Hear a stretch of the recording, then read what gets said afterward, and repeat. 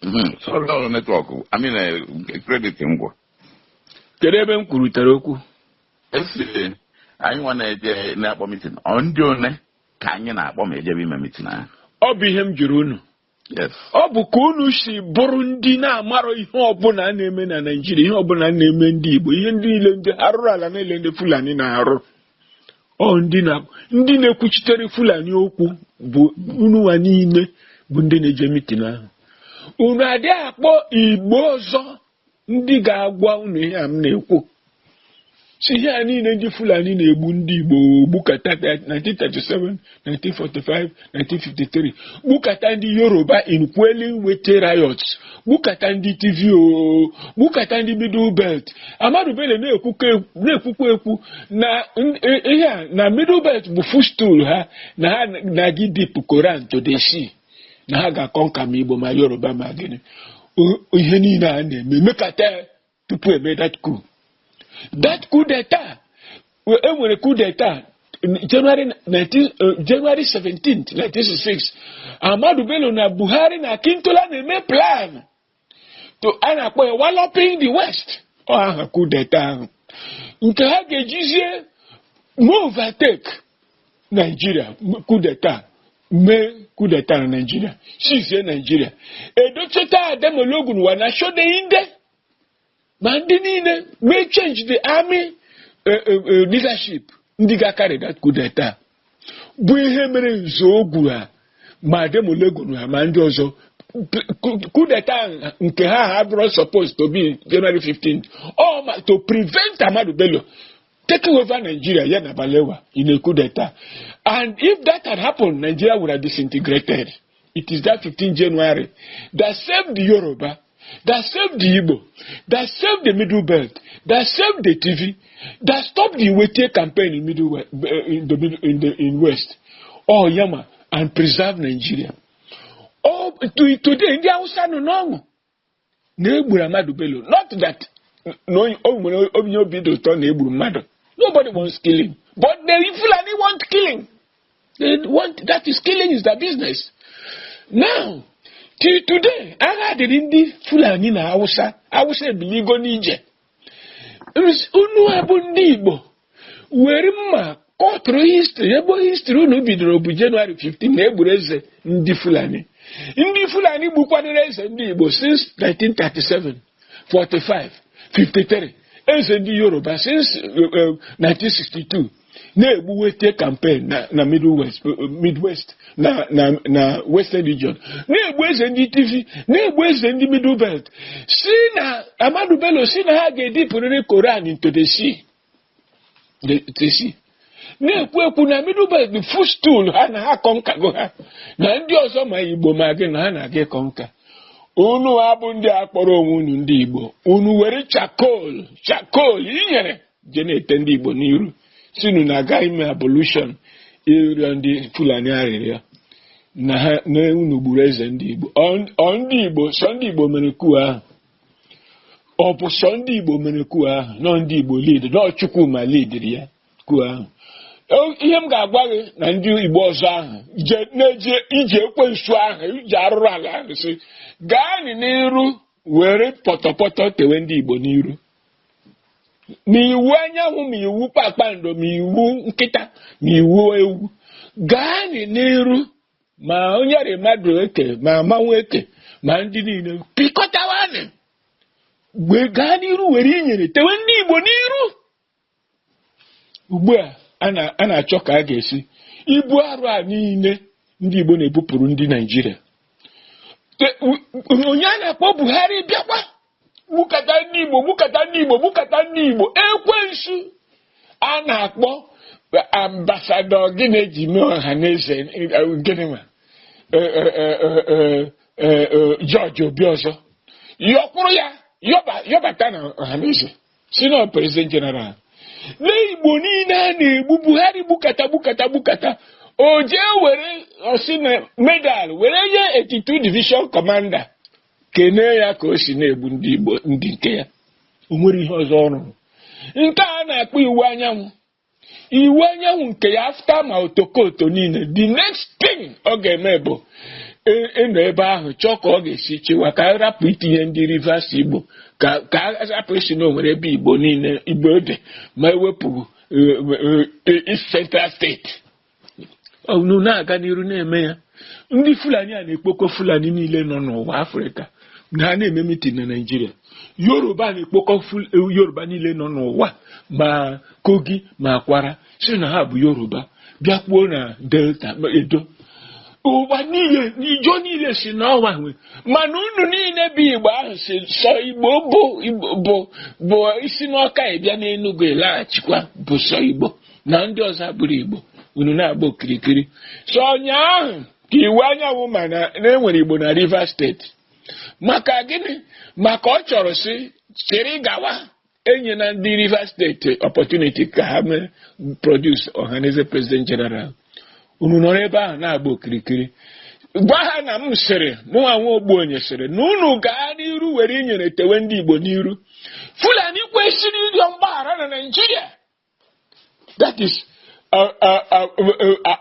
Haja Alimbe Khartoum na-agwa ha n'ihe a niile ha gburu na Nigeria. Gwasaa Nigeria were ọbara kọva Nigeria na ha kwesịrị ọgbaghara.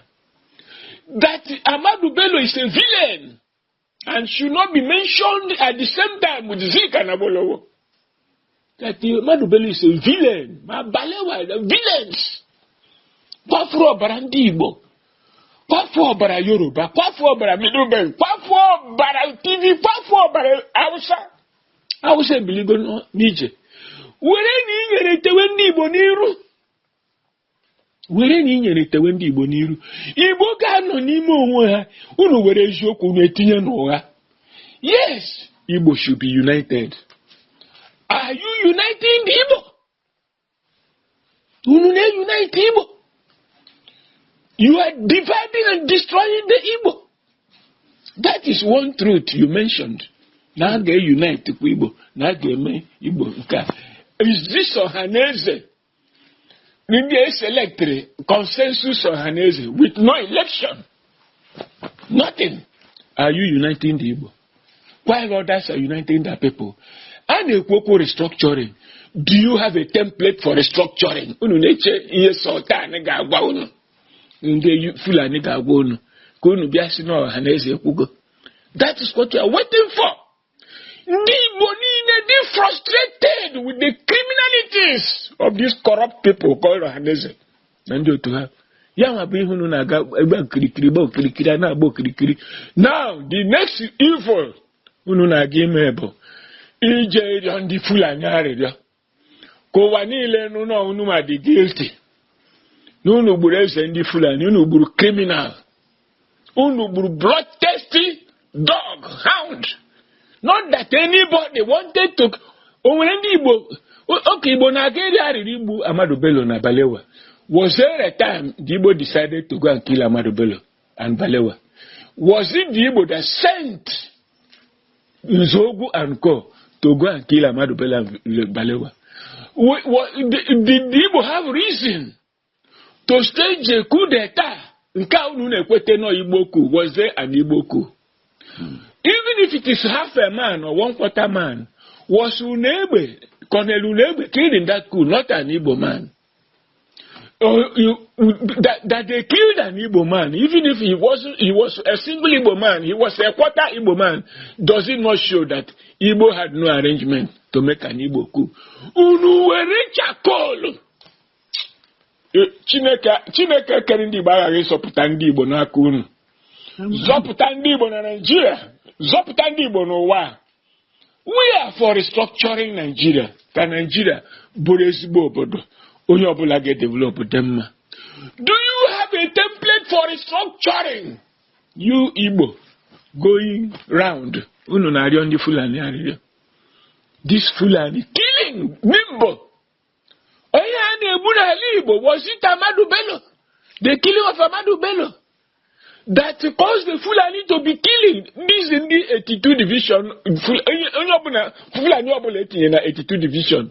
Ono kata osino na enwere war the ESN ebido go war insurgency. Oge gbuo maka Igbo, whereas there is no war in Igbo land. No insurgency anywhere. These dinosaurs kpọrọ onwe ha Ohanaeze. Ejene dance to the script of ndị Fulani. Nke egburu Ndigbo. Ohanaeze have even issued a statement condemning those killings. Have you issued a statement?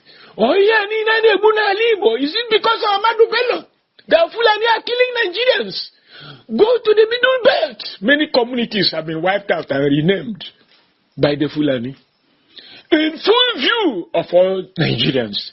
Go to Yoruba land, how they kill. Yorubas are rising up and saying they don't want Nigeria any longer. That they want to go their separate way. The Ijaw people are rising up and saying they don't want Nigeria any longer. That they were going to their separate way. The Hausa people have risen up and said that they are expelling the Fulani from Hausa land. There is no, then when Igbo land, when Yoruba land, when Tiv land, when Hausa land, that there is no Fulani land in Nigeria. That they are foreigners. These are the issues in contention. Uno. Ndị aji chakolu, jiri potopoto, jiri mamere, poisons, mixie, na-ete ndị Igbo n'iru. Ihe unu ga-agba nkịtị. Ebidogo, ichere na o nwere ihe unu mere ga-eme asị nye Igbo bịa chịba Nigeria. Because Igbo man will come with the energy and wisdom of the Igbo people to rebuild this country and make it good for everybody. They don't want it. But Igbo ga-achịrịrị Nigeria, not dependent on this stupidity and nonsense happening with people called Ohanaeze. Which is why we are giving support to the rival Ohanaeze. Unu na-arịọ ndị Fulani. Unu na-arịọ murderers and killers, genocidaires, millions of your people. Granted, killing Ahmadu Bello is not decision of the Igbo people or Balewa, Makintola. Granted, nobody says anybody should be killed. But what about the millions these people killed about your own people? Have you made abolition? Millions, men, women, children, disboweled, buried alive. Buhari and Otuya, Mary Arutota Ruechi, they are still killing today. Unknown government introduced in Igbo land. Many families are missing their children. Others are crying in vain. There are still people, no money hammer, that are being held in jail. Lewa fali Igbo na Abuja nwere ihe o mere. Igbo ka eji ihe ahụ. Onweghi ihe unu mere. Ụwa niile na condemn. Si na o nwere ihe Nnamdi Kanu mere, si rapụ ya. Unu abu this dinosaurs kpọrọ onwe ha Ohanaeze. Unu si unu ga join for his unconditional release. You say you are going to observe the trial, the proceedings, to know what to observe. Ihe anyị na-ahụ n'ụwa. Ihe anyị na-ahụ n'ụwa. Chineke mere Igbo ebere. This sort of entities imposed on the Igbo people as leaders. O nwere oge anyị siri ka Igbo bido agha. O nwere oge anyị siri ka Igbo bido ọgụ. Kedu akọ na uche dị n'ije ahụ unu na-eje? When you know that those things will be written into history, that the Igbo have accepted responsibility for the crimes committed by the Fulani throughout Nigeria. That the Igbo have accepted responsibility for the crimes committed against the Igbo. Since 1937, the Fulani Igbo approximately estimated 60 million people in Nigeria, in the space called Nigeria, since 1803. Now, the Igbo na-aga yiri uwe a na-akpọ ya mea culpa. No, presume they guilty on behalf of other Igbo people. Woe unto them that are saying that. And in that journey they have entered. God will punish all of them individually and collectively. Will punish them. Zeke will never be happy with them. Okpara will never be happy with them. Nwaforis will never be happy with them. Osadebe will never be happy with them. Chinua will never be happy with them. Amabibi Serim will never be happy with them. Jaja will never be happy with them. Ibiam will never be happy with them. Ndiane Jaja Ija. Iwe inyere tendi Igbo n'iru. ndị Nigeria itekwu ndị Yoruba inyere n'iru, ite TV inyere n'iru, ite mmadụ niile inyere, bido bet inyere, ite Hausa inyere n'iru na ngagharị arụrụ ala. A na-eji oil field na-epersuade ndị ọzọ ime ihe. Ndị Igbo akpọrọ onwe ha Igbo eze nke a ewere 20,000 naira tinyere ha n'envelope, they sell the Igbo nation. That's the thing anyị na-ahụ. Onye ọbụla na-ahụ ya na-complain na-ahụ ya. O mere unu ka o nwere ihe na-eme. I'm happy you've told me this nonsense because o siri ọgụ n'aka. Ị na-agwa ihe emere gị. Na-agwakwa ga alọnchikwa n'akwụkwọ ahụ with this mindset. Degharịa akwụkwọ ahụ na o nwere ihe ndị Igbo mere ndị Fulani. Igbo never arranged any coup d'etat. The Igbo never killed Ahmadu Bello Balewa. It was some army officers, yes, led by mostly Igbo people that carried out that coup d'etat. And that coup d'etat saved Nigeria. Enabled the Fulani to continue to be part of Nigeria. Because if Ahmadu Bello and Balewa and Akintola had been allowed to continue killing Westerners, to continue killing Middle Belters, to go and wallop Nigeria and take over Nigeria, they would have, ISIS would have scattered Nigeria and there would be no Nigeria today. Gawani n'iru ma Chineke ekere ụwa n'uju ya ga-azọpụtarịrị ndị Igbo n'aka unu. Ọ bụ n'aka unu first ka a ga-azọpụta ndị Igbo. Igbo with one voice. We are even thinking aka ndị ya kpọrọ onwe ha Ohanaeze Igbo dị na njide jidere Nnamdi Kanu. Nnamdi Kanu, you know, like I do, was not fighting Nigeria. Yes, he was agitating for secession. The Igbo have not decided for secession. But because of Megide, Nigeria, he wanted secession. And that is his right to self-determination. He didn't organize ESN to fight federal government. He organized ESN to expel the Fulani from the farms and highways and villages of Igbo land. The Fulani imported into Igbo land all over Nigeria by Buhari and the Fulani to conquer everybody, to extort money, the destroying economy of Igbo land. With the help of factions of their army. Eme owani lema. Manunu no eme na eme rokoroko no ndị Igbo. Rokoroko mgbe unu ga-eje. Okwu ga-akpọ ha n'ebe anyị ha na-agagharị. Because they are wicked souls. Ndị a na-aga ije ahụ. Very wicked human beings. Agwara unu jọgụ. Is there anybody telling Igbo people to go and fight a war? No. Is there anybody? Why not come and organize yourself and be united and watch what is going to happen under Tinubu? And watch. The Yoruba people are angry. Igbo people, Igbo masses, not you people. Igbo masses are angry. Niger Delta, angry. Ogoni, angry. Ijo, angry. Urobo, angry. Bini, angry. Ndigbo angry, TV angry, Middle Belt angry, even Kanuri angry. Outside was very angry. Now, the Igbo are going to spoil things for them. Then accept guilt for what they didn't do. On behalf of millions of innocent Igbo people. No. What I have said, let them go to blazes. That is why isi guzoro na ndị ọzọ kwuo okwu ana-aṅa ha ntị. Because ahụ ihe a na Peter. Na Peter, why not mee na-akọba ije ahụ? Imeko onwe ndị nke ga-emeko onwe template for restructuring kwado. And emezi invite ndị Ohanaeze no South and Middle Belt Forum. Ama na ha hụrụ ndị ha n'anya ha na-akọghịrị rubbish. People are strong. Ama ihe iwe the Nigerians about Fulani treachery, betrayal, terrorism and mayhem. All ha bụ terrorists a na-ekwu. Conniving with Western powers to destroy Nigeria and Africa. Because they have no territory. Destroy Nigeria benefits them. They have nothing to lose.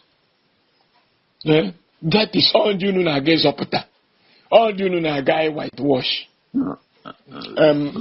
Please. This type of thing. But can you now bro that small circle of traitors? Traitors. I don't have a kobo in my bank. I don't have a kobo in my life. But my thinking is correct. I don't even want that money. And don't even want that money. Yeah? If I need money, if I want money, it's just for my little case. But in those they are never, they've taken all the monies in the world, but never satisfied with anything. In all human agreement. Gwakwa na mwa siri mwa nwa ogbenye ha kwụsị ije ajọ ije ha na-eje jegbuo onwe ije ọjọọ ije arụrụ ala aga adịa na pepa na ndị Igbo jere ịrịọ Fulani arịrịọ. Chineke ekwela ihe ọjọọ. Chineke ekwela ihe ọjọọ ihe unu na-eme. Ịrịọ Fulani arịrịọ ọnụ. Fulani ha arịọ arịrịọ ogbugbu ha gburu ndị Igbo 1937, 45, 53. Ogbu ha gburu Yoruba 1962 to 15 January 66. Ogbu ha gburu ndị TV. Ogbu ha gburu ndị Middle Belt. Ogbu ha gburu North. They've killed almost 60 million people. The Hausa people are now accusing them of killing 7 million Hausa people between 2015 and 2020. Under Buhari. Okay, when him guys you tell you now. Me mecha you tell you him the Hausa na-ekwu now. Go ya. Tupu na-ebido gawa ije ọjọọ unu na-aga. Ajọ ije arụrụ ala, ije amaghị ihe.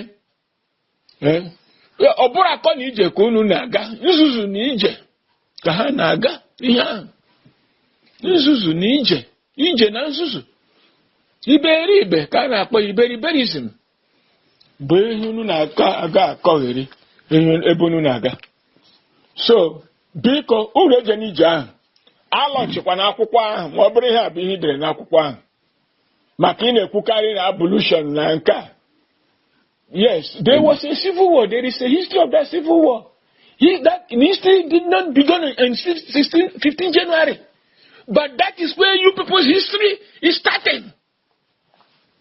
The history of killings in Nigeria didn't begin with 15 January.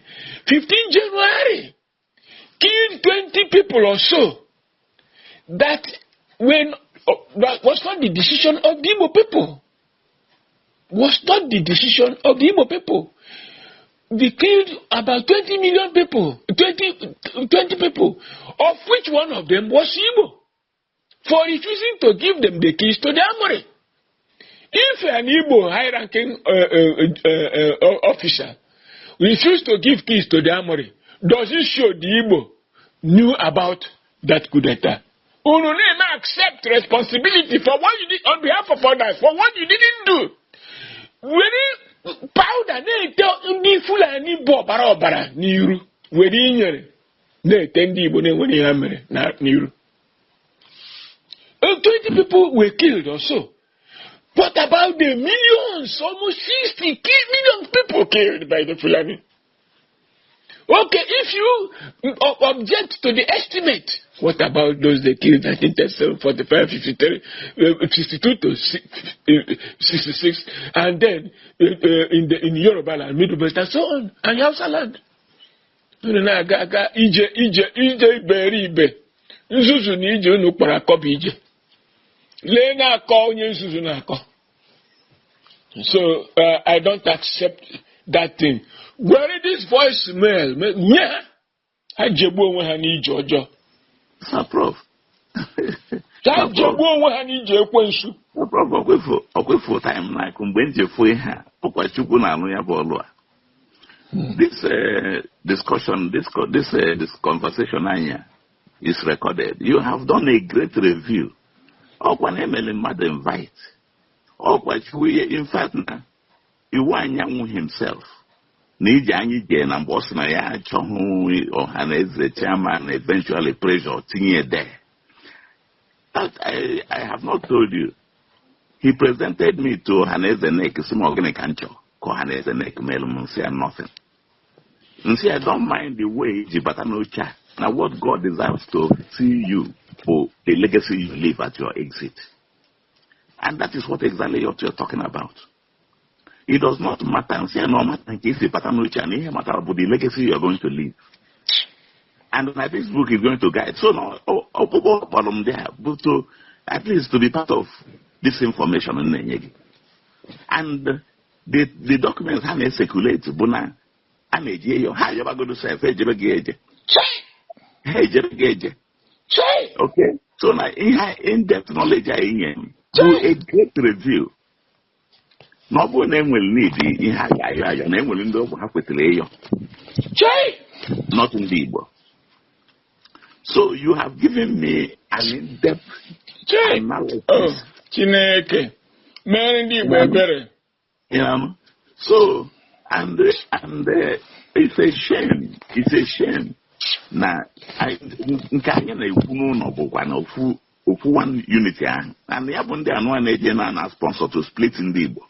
It's going ahead to split. Okay, if all listen, take email invite all the governors. None came.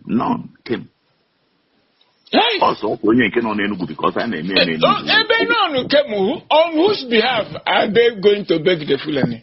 Oh, yeah. On whose behalf are those traitors, criminals, going to beg the Fulani? On whose behalf? A danger signal. Are they going to beg the Fulani? That is thanking the Fulani for killing the Igbo.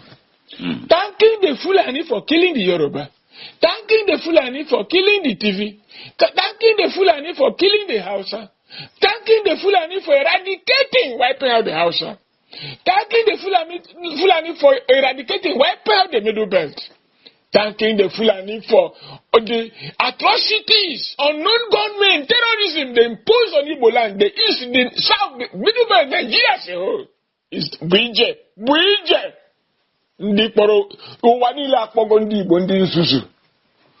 Because he nwere mmadụ onwere onye gwara ha mele ihe a eme eche na ya eche a na-ebu ụzọ chee ihe eche tupu emewe ya eme lenu na ha ebidogo ebe onwere onye bịara meeting kedu isi onye gwara ha ji eme ya kedu onye ha na-emezi ya maka ya ihe a bụ ozi ndị Fulani na-edunye ha na-ejesi bịa rịọ ha God will punish all of them. Devil will punish all of them individually and collectively.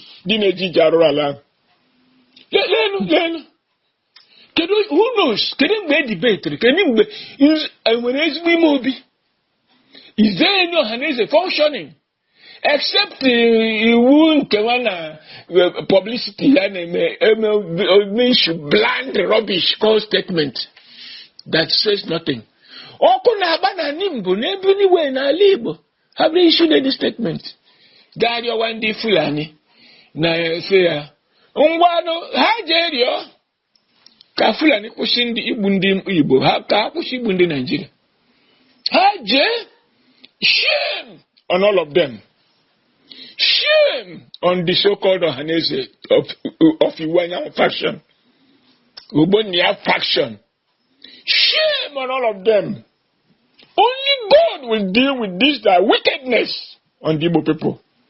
And Nigeria, who told them to go and do such a thing, such a dirty job?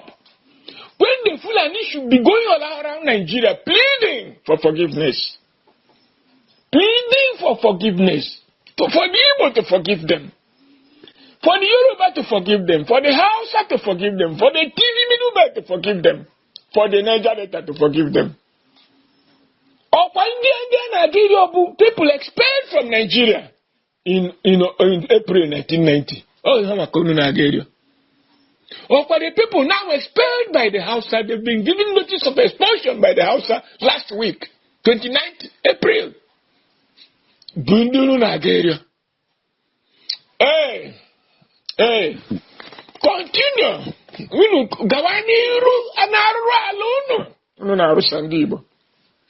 So onye Igbo pụtaziri n'ahịa na North ma West ebe niile we read the news na ndị Igbo na Nigeria ndị Fulani arịrịọ. Oh, many tekel you fascin. Agụ amụ atụrụ anụ ọfịa Igbo bụ agụ lee ndị na-achị ha. Ụdị ndị a bụ ndị a chọrọ ka ha bụrụ ndị isi Ohanaeze. Onwe bụ oge a na-etinye lee ihe George Obi ọsọ bịara Peter Chapi, not a single day he made a statement condemning the killings in Igbo land by Buhari and his terrorist organization called Federal Government. Not one day. Now, these same people have never made any statement condemning unknown gunmen organized against Igbo people by Buhari. The remnants are still doing it. Only Tinubu has stopped it. We know he has stopped it. But those people that were entrenched by Buhari, the remnants are still, from time to time, going to kill, say, unknown gunmen. They're still doing it. Not by the orders of Tinubu. Because they are now also against Tinubu. They don't want anything good for Nigeria. The peace and stability is alien to their culture. It's iconoclasm, destruction. Since Arab to Saudi Arabia, they are not Africa. Now, Nigeria, thinking Nigeria is now their chosen homeland. Oh, you know Nigeria. Ohanaeze Nigeria. And now, we will want to see the list of the clowns going to beg the Fulani. Clowns. You might have a clown. Yeah, they killing Nanzuzu. Beg the Fulani. Then you are begging the Fulani for 20 dead men. When will Fulani beg you in return for 60 million people dead? That is, of which the Igbo account for a lot of it. Record spread to them animals in human clothing. Animals in human clothing. When he also hang with that, I have been this position, I have been minister, I have been with this thing, I have been this thing. All of it to whose benefit? Themselves. They never helped anybody. Never elevated anybody. His people he elevated that surrounded him. You dare not do him anything. Because he brought people from the gutter and made them human beings. The same thing Fulani are doing for their own people. The caliphate. The same thing other people are doing for their own people. Leaders. But if they see a talent in you, their first step is to destroy the talent. Yet, they are nothing to history. None of them will remain buried tomorrow. Obasibe will be remembered till eternity. That's the thing. Because they have nothing to offer than betrayal of their people. If we were the thing, that they should apologize to the Igbo people and to the Hausa people, to Yoruba people, to Ijaw people, to Middle Belt people, to TV people, for undertaking such a wicked journey that is an insult to the Igbo and Nigerian mentality. Broadcast this, that they are insulting the intelligence. Hey, what are you Nigerian? That wicked journey they have undertaken, paid for by the Fulani. Paid for by the Fulani. We know. They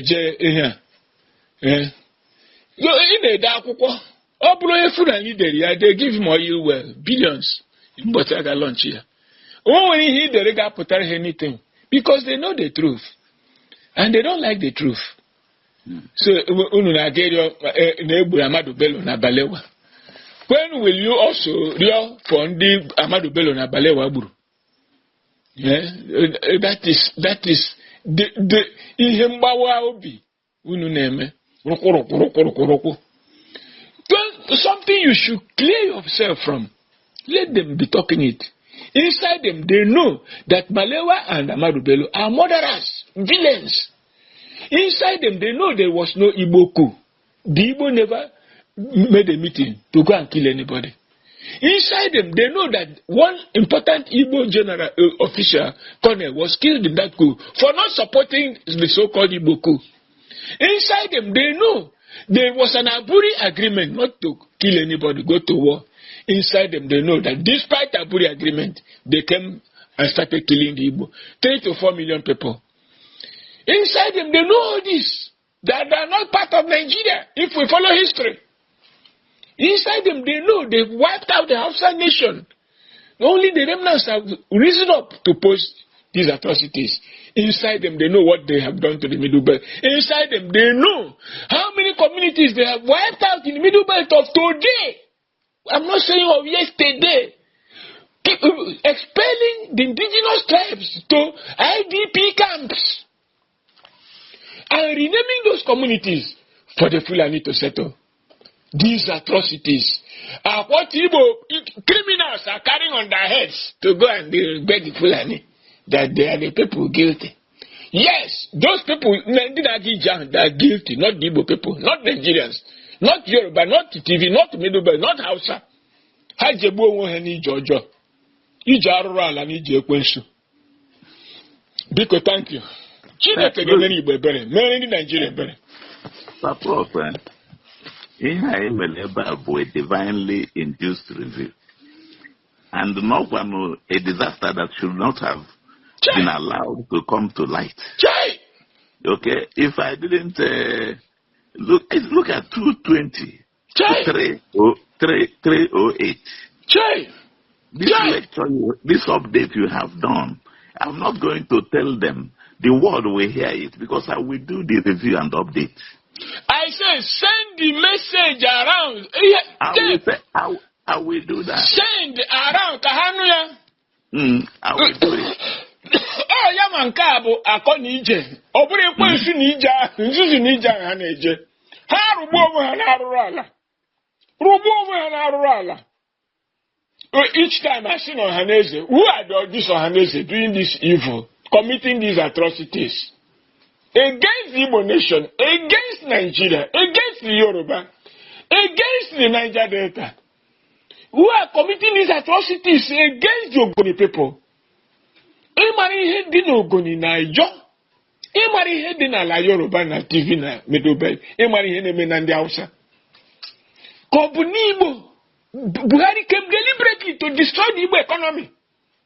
There was no war in Igbo land. It was Orapuebe war. He left war because they are the authors of that war in the north. It's a decoy to destroy and eradicate remnants of the Hausa. They left that one and descended on peace-loving Igbo land to destroy the economy and the people. Buried your people alive, your children alive. Buried, sliced throats of people, called them unknown gunmen, and attributed them to innocent Igbo people. Hired people from the neighboring tribes, armed them in coordination with the army and military security services to be killing your people. Things that other Nigerians already know. This is what you are going to beg. To be forgiven, to be alive, to be human beings. This is the type of rubbish that is being imposed on Igbo human beings. Oh, Chineke mere anyị ebere, mere ndị Igbo ebere. Nke ka njọ bụrụ na alụrụ ọgụ gbuo Igbo. Nke ka njọ bụ this evil leadership ndị Igbo nwere imposed on the Igbo nation. This organized criminality against the Igbo people, by the Igbo people, it's a different thing. Nane Megidende Mado. It's quite a different thing that they don't have any leaders. Many Igbo ebere, Chineke kero wanujuya. Many Yoruba ebere, many TV ebere, many Middlebelt ebere. Many Hausa ebere, many Kanuri ebere. Naka these terrible human beings called Fulani, who are aligned with foreign powers, particularly the British and Americans. They've now gone to America to have meeting. When they now return from that meeting, more mayhem will be unleashed on the Igbo and other Nigerians. They say northern governors have gone to America for meeting. You are meeting in America over the governance of Nigeria. Mm-hmm. This is the nonsense we are having in this country. These are the issues Nigeria is facing today. And lo and behold, to wipe out the face of these treacherous, bloodthirsty human beings called Fulani Caliphate, you are embarked on a journey, a forced journey, an annoying, cruel, evil journey, to go and misrepresent the Igbo people. Misrepresent the Nigerian people. Misrepresent God. God will take care of this question issue. Ngwa, thank you. Sir Prof.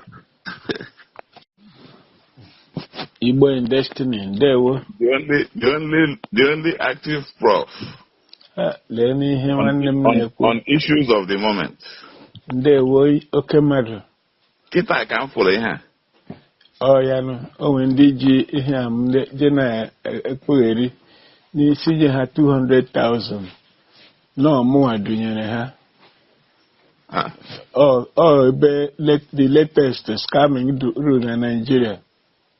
Amara m ihe mere ha ji chee na m kwesịrị benefit from the wickedness.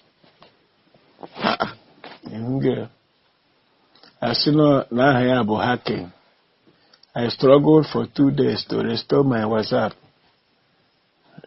So, ihe na-emecha.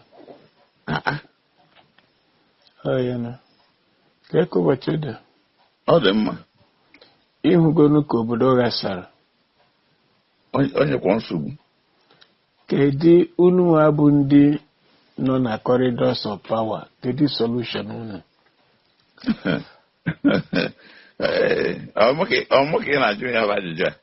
Kedu ihe onye m ga-ajụ ya oge ma bụ nwanne m nwere? Onye mụ na ya na-ekwurịta. Kedu ihe a ga-eme? Ohanaeze melụ a retreat ha mere on the 27th of May. Last year. They titled it Akobu Ije. Where Paul Semadeka as chairman invited all the governors of the Igbo-speaking states. None appeared. Only Governor Enugu State sent the deputy. So, how come knowing how again? Now, blood guilt na no Coup of 1966. Ebe onye ndị Igbo gburu ndị Hausa. Ha sị na onye wufuru ọbara ga-ekpu ọchụ. Na-aga n'iru. Etim agago round penetrate ndị Hausa ọ bụrụ okwu akpụ n'ọnụ. Na ndị Igbo ga-achọ akpọ onwe ha n'aka wee jee mgbaghalụ. Because now the blood vengeance that is crying vengeance of innocent blood. Now onye gbulu papa ndị Fulani na afia bụ Chukwuma. So and na action and reaction are never equal. So na hate na operation ihe niile na-achụ Igbo came from that incident of 15th January 1966. I will send you the documents. Then, anyị nwa bụ ndị Igbo. Malụ na ọ bụ na nwere ihe na-achụ anyị n'ilo. Na ọkwa maka na anyị bido n'ụlọ na-achụ onwe anyị. I went to Baton Rouge today. Akwụkwọ anyị ejego to the press. Mgbe na-asị ya mgbe a kọstụrụ dị akwụkwọ wetara m ya na nche onye ọbụla ọ bụrụ 1 million ka a na-ebi ọ bụrụ 500,000 na-ebi ka e wee bido ya bụ ije. Ọkwa akwụkwọ ahụ ị dere? Yes. Na-akọnwa bụ ije. Ndị be anyị nwatakịrị na-aga njem nna ya sị ya akọbụkwala ije. Asụsụ Igbo na-asụ na mgbe ochie. So ngwa iwu anyanwụ na gị nwa bụ iwu anyanwụ bụ nna ndị Igbo. Now you have realized na Enugu State bụ the citadel of Igbo administration. Now Governor Enugu State is not bound to be the guardian of every other governor in former Eastern region. And Ohanaeze Madeke bụ the first Igbo son that ruled in the Igbo Cardinal after Igbo became after East Central State to Anambra State. Now Ohanaeze Madeke bụ the second person after Jim Obodo. So now the three of you can partner to begin to pull the other governors one after the other. So that God may have an opportunity to re-strategize. Or I call you Abuja. Kireke is a melody programmer. A Gimabo Iwanya Wepoya book. And we're only arguing. Listening where the trust of Ndigbo Nina and the governor Nina in the southeast. So, if I advise Igbo, what I would Ohanaeze Madeke At the 100 people that were accredited to attend that function, and that was heads of organizations and parastatals and civil society organizations. And I documented it. So now, actually, was set in motion from that meeting. The chairman of reconciliation, the chairman of peace building in Nigeria, Dr. D.N. Okechukwu, gave him 100,000 naira. Na ya mara na ihe a na-eme na Nigeria adịgo completed naanị na ọ bụ na without the pollution, without pollution na Ndigbo, na enwere ihe Igbo na-eje na mba ime dagaga. Now, Oruku n'Umuode, ịma na enwere reconciliation of 2019. Onye ya na onye? Oruku and Umuode. Na Baton community Baton I was part of that reconciliation from 2002 to 2019.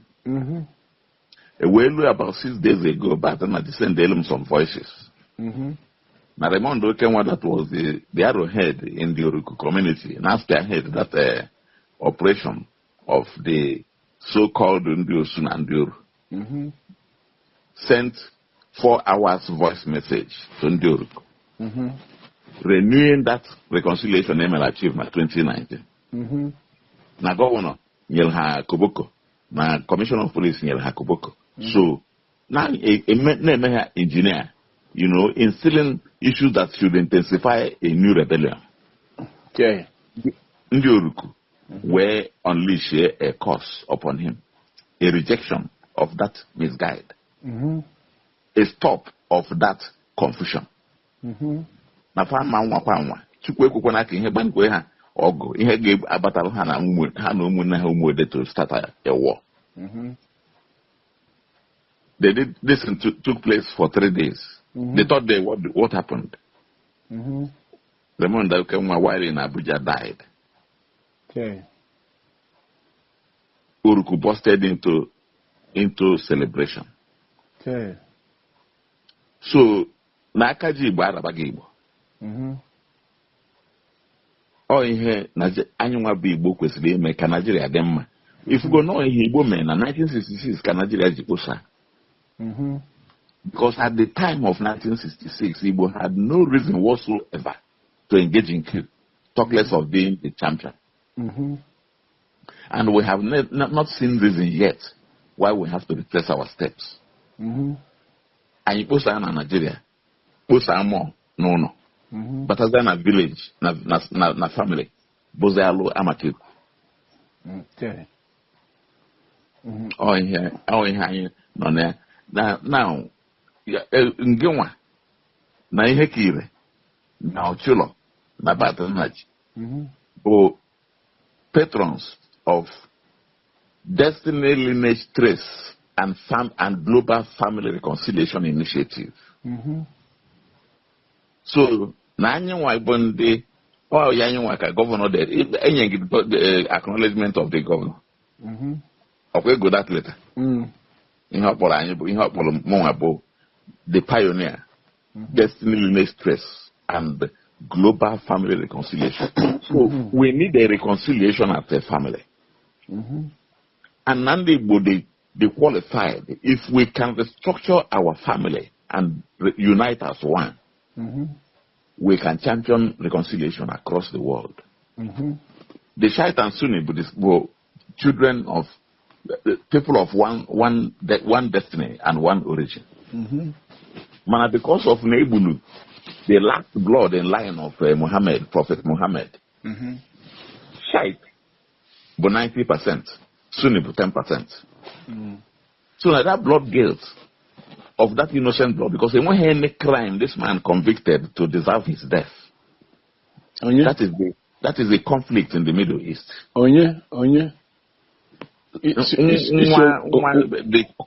The last cousin of that related to Muhammad, Prophet Muhammad in blood. Okay.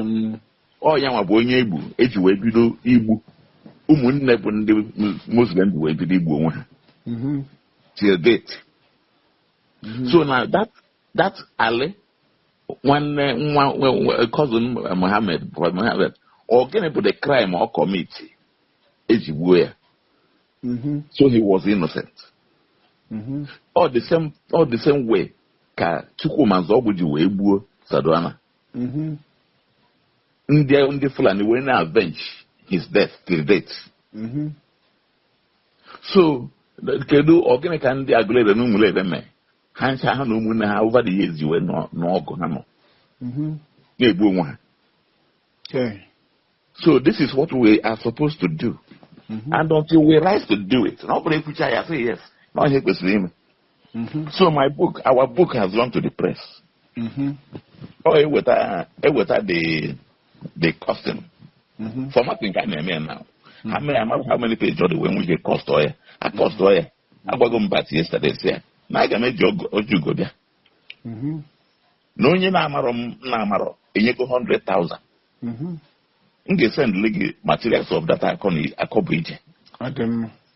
Who I'm so now among about head of a parastatal that I have told you now.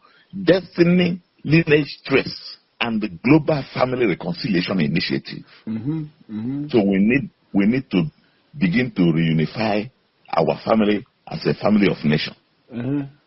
Ndigbo, I don't know dilemma time for Nigeria, we chant a new song if we are able to achieve this. Then I could get about 2:27. Wait for your message. We're boggy. So now, this is the best hour to do it. Ndewo, Dr. Harford. Abanyukwa now. Breme banyu sino network. O nwere ajụjụ m ga-ajụ tutu m ekwu ihe m chọrọ ikwu. Ndị Fulani a unu na-eje ịrịọ arịrịọ ha bidoro gbuo ndị Igbo gbuo na 1937. Ha bịakwa gbuo ndị Igbo 1945.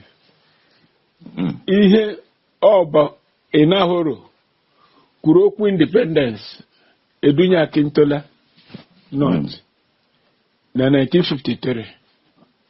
Arapụ ịnahụrụ na ndị Yoruba bụ Akintola ndị na-ekwu independence gbuo ndị Igbo na 1953.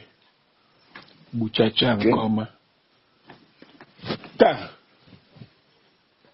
ihe a niile ha na-egbu ihe a niile ndị Fulani na-egbu ndị Igbo. Kedu mgbe unu ga-eme ya avenge? Unu wabụ ndị Igbo. Ajụjụ ka m jụrụ. Chere ka m bịa. Eze ndị Fulani abụ Ahmadu Bello egburu. Unu na-aga ịrịọ maka ya. Ma abalị wee gburu eze ndị eze onye ozi Ahmadu Bello. Ndị Fulani ha abịago mee plead rịọ maka ndị Yoruba edunyere Balewa quelling the Weti riots in Western region. Egbukata ndị Yoruba bụ ihe ogbugbu a na-egbu. Esi na ya bịa na-egbu ndị TV Muhammadu Bello gbukata ndị TV Middle Belt a na-egbu. Bụ ihe wetara ndị a niile mere Coup anwa. Ma treasonable fellow na-eji tụọ agbolowo nga ọ na-egbu. Ahmadu Bello a na Balewa a bụ ndị chọrọ igboro ọchịchị Nigeria by force na 17 January. Bebe Ademoyega ha ma Nzogwu ha ma ndị chọpụtara kwụsị mezie precipitate coup d'etat na January 15th to stop them taking over Nigeria finally. Mere Nigeria may to survive today. More coup of 15 January, there will be no Nigeria by this time.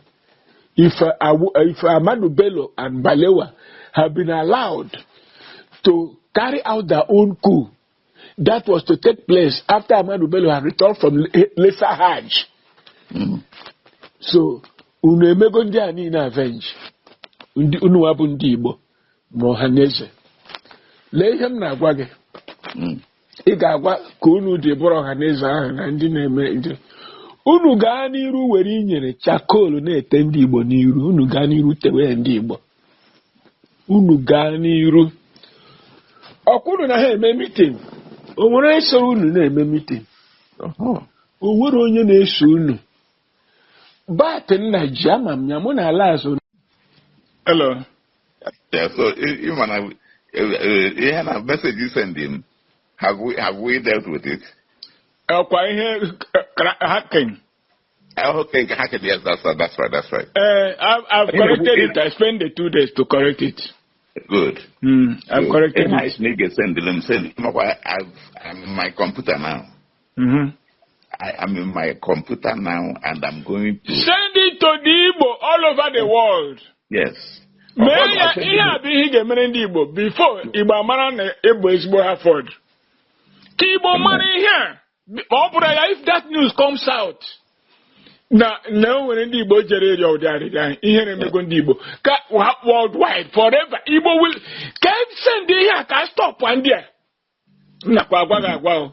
The chairman of that move, I have his contact. Send the query here. The main person. The main person who said he started on it before even Ohanaeze came and took over. No, Yakushia. Ija Honeja abroad from Ndigbo. Only him gwara gị n'ebe a bụ si ndị Igbo jewe ọgụ. Onwere ihe m gwara gị n'ebe a si ndị Igbo jewe lụsịwa ndị ọbụla ọgụ. Ọgụ niile a na-ajụ na Nigeria ọha ma na-akwakọba ịlụsị imegide ndị Igbo. Igbo have never lifted a sword against the Fulani or anybody. Igbo have been fighting only in self-defense. Fighting in self-defense even in their farms, in their footpaths, in their highways, in their markets, in their schools, in their villages. Not even going to Fulani land to fight. In their own villages, the Igbo fight in self-defense. I will send this thing now. I'm on it. Send the quorum. Kamani send the goya. Before they know that more get them. Therefore, they want to misuse this talent called Dr. Harford Ugu. They can't. Because